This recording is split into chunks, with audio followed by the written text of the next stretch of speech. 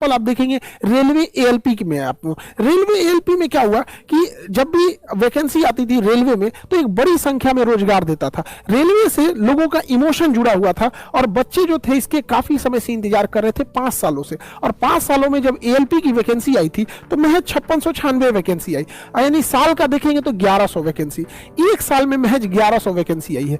और टेक्नीशियन का पोस्ट जब से रेलवे आया है तब से आता है, इस बार रेलवे में टेक्नीशियन के पोस्ट को नहीं डाला गया।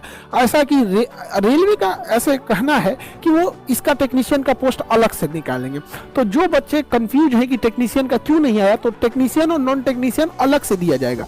और एएलपी का जो मेन कंसर्न है कि सीट इतना कम क्यों है, तो ये है, देखिए देश में सबको लग रहा था कि एएलपी और टेक्नीशियन मिला के कम से कम 50 से 60 हजार वैकेंसी रहती, और अगर नॉन टेक्नीशियन को मिला देंगे तो जैसे पिछली बार 1 लाख से ज्यादा वैकेंसी थी, सब लोग इसी बार ऐसे ही इंतजार कर रहे थे। 2019 के बाद एक ही बार वैकेंसी आ रही है 2024 में, यानी 5 साल का डिफरेंस। अब ये बताइए, अगर कोई विद्यार्थी उस समय 25 साल का था, उसको लगा कि अगले साल वैकेंसी आएगी तो वो 26 साल का होगा, फिर अगले साल आएगी तो 27 साल का होगा, बट अचानक वैकेंसी आ रही है 5 साल के बाद, अब वो विद्यार्थी 30 साल का हो गया।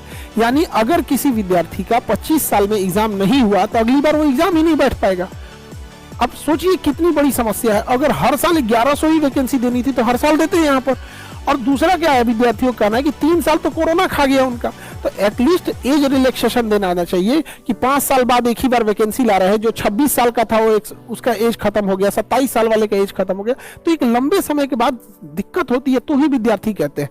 अब उनके अलावा भी विद्यार्थियों का कहना है कि कैलेंडर जारी होना चाहिए, हर एग्जाम का एक कैलेंडर जारी होता तो विद्यार्थी उसी हिसाब से तैयारी करते। सबके घर की फैमिली की स्थिति एक जैसी नहीं होती है कि वो 5 साल बैठ के तैयारी कर सके। एक गरीब घर का बच्चा 5 साल तक किसी चीज का इंतजार नहीं कर सकता। कोई मजदूरी करने चला गया है, कोई किसी के यहाँ काम कर रहा है, कोई बिजनेस में लगा है, वो इसी इंतजार में कि अच्छा से हो जाए। यूपी और बिहार की मेंटेलिटी अलग है। यहाँ पर क्या है कि उतना पैसे के संसाधन नहीं है कि सब लोग बिजनेस कर सके। किसी को, बहुत बड़े घर के बच्चे नहीं आते हैं रेलवे की एग्जाम देने के लिए, 30-40 हजार का जॉब रहता है एएलपी वगैरह में, तो ऐसा नहीं है कि बहुत किसी अंबानी अडानी लेवल के लोग आएंगे, उतना पैसा रहता है, ये भी लोग बिजनेस कर लेते। तो गवर्नमेंट को भी समझना चाहिए, रेलवे डिपार्टमेंट को इस चीज को समझना चाहिए और इसको रिक्रूटमेंट को तेज थोड़ा सा इसमें सीट बढ़ाना चाहिए। और हमें पूर्ण विश्वास है कि बहुत जल्दी सीट इसकी बढ़ा दी जाएगी और टेक्नीशियन के भी पोस्ट को दिया जाएगा ताकि सबको एक तरह की समानता मिल सके। रेलवे को जैसे हमेशा से एक बड़ी रिक्रूटमेंट देते आई है, उस हिसाब से ये भी काम करेगी।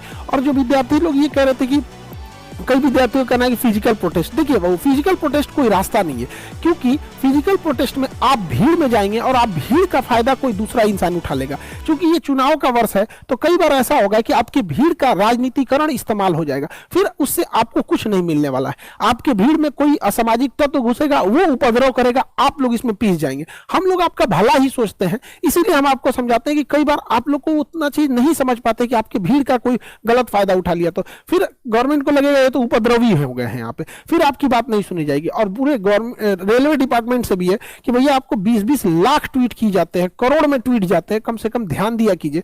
यहाँ अगर कोई हीरो ट्वीट कर दे कि उसका कुत्ता खाना नहीं खाया है, किसी को बिल्ली को ठंडा लग गया, तो उसको ब्रेकिंग न्यूज दिखा दिया जाता है। तो न्यूज वाले लोग आपका चौथा स्तंभ है, मानते हैं कि चौथा स्तंभ टूट चुका है, लेकिन कुछ तो ध्यान दीजिए ताकि इन बच्चों का मांग जायज है।